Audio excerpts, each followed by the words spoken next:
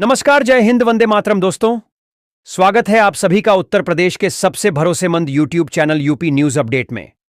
तो दोस्तों, आज हम आपके लिए लेकर आए हैं उत्तर प्रदेश राज्य के हर जिला, हर क्षेत्र की तमाम बड़ी खबरें एवं उत्तर प्रदेश सरकार द्वारा चलाई जा रही सभी सरकारी योजनाएं। उत्तर प्रदेश सरकार ने मुख्यमंत्री कन्या सुमंगला योजना के तहत मिलने वाली कुल सहायता राशि को 25,000 रुपये से बढ़ाकर अब 1 लाख रुपये तक करने का निर्णय लिया है। यह राशि बेटी के जन्म से लेकर स्नातक की पढ़ाई तक अलग अलग चरणों में दी जाती है। सरकार का लक्ष्य है कि प्रदेश की बेटियों को आर्थिक तंगी के कारण पढ़ाई न छोड़नी पड़े। इसका लाभ उन परिवारों को मिलता है जिनकी वार्षिक आय 3 लाख रुपए से कम है। अगली खबर है कि मेधावी छात्राओं और कामकाजी महिलाओं की गतिशीलता बढ़ाने के लिए सरकार ने बजट में 400 करोड़ रुपए का प्रावधान किया है। इस योजना के तहत स्नातक और स्नातकोत्तर स्तर की छात्राओं को इलेक्ट्रिक स्कूटर देने की प्रक्रिया तेज कर दी गई है। इससे न केवल उनकी सुरक्षा सुनिश्चित होगी, बल्कि उच्च शिक्षा और रोजगार के अवसरों तक उनकी पहुंच भी आसान होगी। अगली खबर है कि गरीब परिवारों की बेटियों की शादी के लिए दी जाने वाली सरकारी सहायता को बढ़ा दिया गया है। सामान्य और पिछड़ा वर्ग के साथ साथ अनुसूचित जाति के परिवारों की बेटियों की शादी के लिए अब 1 लाख रुपए तक का अनुदान मिल सकेगा। सरकार ने इसके लिए बजट में 150 करोड़ रुपए से अधिक की व्यवस्था की है ताकि सामाजिक सुरक्षा और सम्मान सुनिश्चित हो सके। अगली खबर है कि मुख्यमंत्री योगी आदित्यनाथ ने मिशन शक्ति के 5वें चरण के तहत एक नई महिला स्वास्थ्य हेल्पलाइन शुरू की है। ये 1090 हेल्पलाइन की तर्ज पर काम करेगी, जहां महिलाएं घर बैठे स्त्री रोग विशेषज्ञों से मुफ्त परामर्श ले सकेंगी। ग्रामीण क्षेत्रों की महिलाओं के लिए ये वरदान साबित हो रही है, जिन्हें इलाज के लिए दूर शहर नहीं जाना पड़ेगा। अगली खबर है कि उत्तर प्रदेश के सभी प्रमुख नगर निगमों में कामकाजी महिलाओं के लिए आधुनिक हॉस्टल बनाए जा रहे हैं। लखनऊ, कानपुर और नोएडा जैसे शहरों में इनका निर्माण अंतिम चरण में है। इन हॉस्टल्स में सुरक्षा के लिए 24 घंटे सीसीटीवी और गार्ड की व्यवस्था होगी, जिससे नौकरी पेशा महिलाएं बिना किसी डर के दूसरे शहरों में जाकर काम कर सकेंगी। अगली खबर है महिलाओं की सुरक्षा को पुख्ता करने के लिए सरकार ने सेफ सिटी प्रोजेक्ट का दायरा बढ़ा दिया है। अब प्रदेश के प्रमुख सार्वजनिक स्थानों, स्कूलों और बाजारों को आधुनिक AI आधारित कैमरों से जोड़ा जा रहा है। एंटी रोमियो स्क्वाड को और अधिक सक्रिय कर दिया गया है ताकि महिलाएं किसी भी समय निर्भीक होकर बाहर निकल सकें। अगली खबर है कि मिशन शक्ति के तहत जमीनी स्तर पर काम करने वाली महिला बीट पुलिस कर्मियों के लिए सरकार ने 25 करोड़ रुपए की लागत से नए दोपहिया वाहन खरीदने का प्रस्ताव पास किया है। इससे महिला पुलिसकर्मी गांवों और गलियों में जाकर महिलाओं की समस्याओं को अधिक प्रभावी ढंग से सुन सकेंगी और त्वरित कार्रवाई कर सकेंगी। अगली खबर है कि ग्रामीण अर्थव्यवस्था को सशक्त बनाने के लिए राज्य सरकार ने महिला स्वयं सहायता समूहों SHGs के लिए विशेष अनुदान की घोषणा की है। लखनऊ में आयोजित विमेन फेस्ट में इन समूहों द्वारा बनाए गए उत्पादों को बाजार उपलब्ध कराया जा रहा है।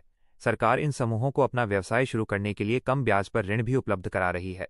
अगली खबर है कि वित्त मंत्री सुरेश खन्ना द्वारा पेश किए गए बजट में महिला एवं बाल विकास के लिए रिकॉर्ड 18,620 करोड़ रुपए आवंटित किए गए हैं। यह पिछले वर्ष की तुलना में काफी अधिक है। इस धनराशि का उपयोग मुख्य रूप से कुपोषण को खत्म करने, महिलाओं के स्वास्थ्य केंद्रों को बेहतर बनाने और स्वरोजगार की योजनाओं में किया जाएगा। अगली खबर है कि नई मुख्यमंत्री युवा उद्यमी योजना के तहत 5 लाख रुपए तक का ब्याज मुक्त ऋण दिया जा रहा है। इसमें महिला उद्यमियों को विशेष छूट और वरीयता दी जा रही है। इसका उद्देश्य उत्तर प्रदेश की महिलाओं को केवल नौकरी ढूंढने वाला नहीं, बल्कि नौकरी देने वाला एंटरप्रेन्योर बनाना है। अगली खबर है कि टाटा मोटर्स और अन्य बड़े उद्योगों के सहयोग से कौशल्या कार्यक्रम शुरू किया गया है। इसका उद्देश्य फैक्ट्रियों और शॉप फ्लोर पर महिलाओं की भागीदारी बढ़ाना है। सरकार औद्योगिक क्षेत्रों में महिलाओं के लिए विशेष बुनियादी ढांचा और सुरक्षा व्यवस्था तैयार कर रही है। अगली खबर है कि उत्तर प्रदेश सरकार ने आयुष्मान कार्ड धारक गर्भवती महिलाओं के लिए सरकारी और संबद्ध निजी अस्पतालों में कैशलेस डिलीवरी सेवा को और सुदृढ़ किया है। अब प्रसव के दौरान दवाओं और ऑपरेशन का कोई भी खर्च परिवार को नहीं देना होगा। यह कदम मातृ मृत्यु दर को कम करने के लिए उठाया गया है। अगली खबर है कि विधवा और निराश्रित महिलाओं को मिलने वाली मासिक पेंशन में बढ़ोतरी की गई है। अब यह राशि सीधे उनके बैंक खातों में DBT के माध्यम से भेजी जा रही है। सरकार ने सुनिश्चित किया है कि वेरिफिकेशन की प्रक्रिया सरल हो, ताकि कोई भी पात्र महिला इस लाभ से वंचित न रहे। अगली खबर है कि स्वामी विवेकानंद युवा सशक्तिकरण योजना के तहत कॉलेजों में पढ़ने वाली छात्राओं को डिजिटल तकनीक से जोड़ने के लिए स्मार्टफोन और टैबलेट दिए जा रहे हैं।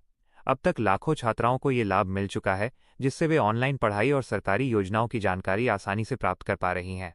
अगली खबर है कि प्रदेश के हजारों आंगनवाड़ी केंद्रों को स्मार्ट केंद्रों में बदला जा रहा है। यहां बच्चों के साथ साथ धात्री और गर्भवती महिलाओं के स्वास्थ्य की निगरानी के लिए आधुनिक उपकरण लगाए जा रहे हैं। पौष्टिक आहार वितरण की प्रणाली को भी डिजिटल कर दिया गया है, ताकि पारदर्शिता बनी रहे। अगली खबर है कि उत्तर प्रदेश सरकार की DBC सखी योजना के तहत हजारों महिलाएं अब गांवों में बैंक प्रतिनिधि के रूप में काम कर रही हैं। इससे ग्रामीण महिलाओं को पैसा निकालने या जमा करने के लिए शहर नहीं भागना पड़ता।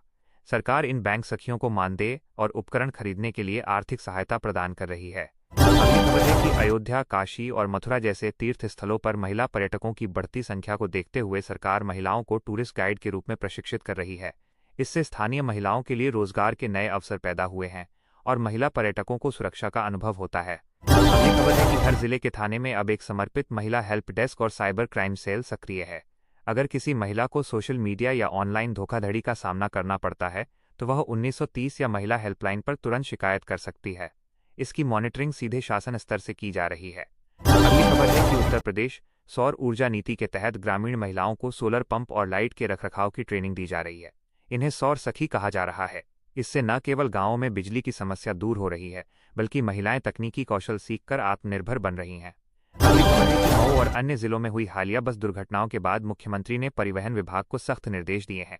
विशेष रूप से महिला और बच्चों के साथ यात्रा करने वाले तीर्थयात्रियों के लिए बसों में अतिरिक्त सुरक्षा मानकों और चालकों की फिटनेस की जांच के आदेश दिए गए हैं। उत्तर प्रदेश में मार्च के अंत के साथ ही मौसम के तेवर तल्ख होने लगे हैं। मौसम विभाग के अनुसार वर्तमान में राज्य के अधिकांश जिलों में तापमान सामान्य से 2 डिग्री सेल्सियस से 4 डिग्री सेल्सियस अधिक दर्ज किया जा रहा है। पश्चिम यूपी के मेरठ और बागपत से लेकर पूर्वी यूपी के वाराणसी और बलिया तक सूरज की तपिश ने लोगों को परेशान करना शुरू कर दिया है। मौसम वैज्ञानिकों का अनुमान है कि अगले 48 घंटों में राज्य के मध्य और पश्चिमी हिस्सों में 30-40 किलोमीटर प्रति घंटे की रफ्तार से गर्म और धूल भरी हवाएं चल सकती हैं। लखनऊ और कानपुर जैसे शहरों में दिन का अधिकतम तापमान 38 डिग्री सेल्सियस से 40 डिग्री सेल्सियस के बीच रहने की संभावना है। हालांकि तराई के कुछ इलाकों में आंशिक रूप से बादल छाए रह सकते हैं, लेकिन बारिश के कोई आसार नहीं है। किसानों को सलाह दी गई है कि वे अपनी तैयार फसलों की कटाई में तेजी लाएं और सिंचाई का प्रबंधन समय पर करें, क्योंकि आने वाले दिनों में लू जैसी स्थिति समय से पहले दस्तक दे सकती है। अगली खबर है कि भारतीय सराफा बाजार में आज सोने और चांदी की कीमतों में एक बार फिर उतार चढ़ाव देखने को मिला है। वैश्विक स्तर पर डॉलर की मजबूती और भू राजनीतिक अस्थिरता के कारण निवेशक सुरक्षित निवेश के तौर पर सोने की ओर रुख कर रहे हैं। आज उत्तर प्रदेश के प्रमुख शहरों लखनऊ, नोएडा और आगरा में 24 कैरेट सोने की कीमत 72,000 रुपये से 73,500 रुपये प्रति 10 ग्राम के दायरे में बनी हुई है। वहीं आभूषण बनाने के लिए इस्तेमाल होने वाले 22 कैरेट सोने के भाव में भी हल्की तेजी दर्ज की गई है। चांदी की बात करें तो औद्योगिक मांग बढ़ने की वजह से इसकी कीमतों में भी उछाल देखा गया है। आज बाजार में चांदी 85,000 रुपये प्रति किलोग्राम के पार कारोबार कर रही है। बाजार विशेषज्ञों का मानना है कि यदि अंतर्राष्ट्रीय बाजार में कच्चे तेल की कीमतें बढ़ती हैं तो सोने की कीमतों में और भी तेजी आ सकती है। आम खरीदारों के लिए सलाह है कि खरीदारी से पहले हॉलमार्क और मेकिंग चार्ज की जांच अवश्य करें, क्योंकि अलग अलग शहरों और शोरूम्स में इन शुल्कों की वजह से अंतिम कीमत में थोड़ा अंतर हो सकता है।